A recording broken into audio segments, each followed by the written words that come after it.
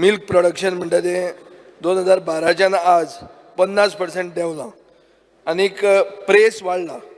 म्हणटकर म्हजो पयलो प्रश्न आहा की सरकार दूद डेरी फार्मरांक आदार करपा खातीर आनीक डेरी फार्मरांचो नंबर वाडोवपा खातीर आनी तांचे हायर मिल्क यील्ड आनी तांचे प्रोडक्शन वाडपा खातीर कितें करता?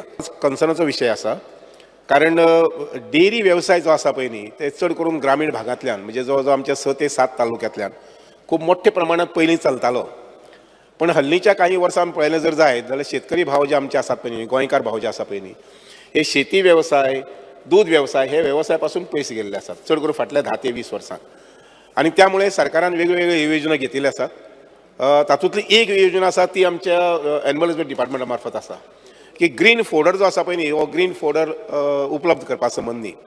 आणि त्यामुळे म्हाका सांगन दिसता बाबा विजय सर आसा की मुखाल्ले 2 म्हयन्या भितर आमी 4 ते 5 तालुक्यांतल्यान सादारणशे 50 ते 100 असे डेरी फार्मर जे आसा पळय न्ही त्या शेतकारांची मिटींग घेवपाक पळयतात जेणे करून तांकां ह्या स्किमी संबंधी माहिती मुख्यमंत्री सुधारीत कामधेनू स्किमीचे आनी पर्रीकाराची ओल्ड स्किमीचे भितर जे कितें फरक आहा तो हांवें दाखयलेलो.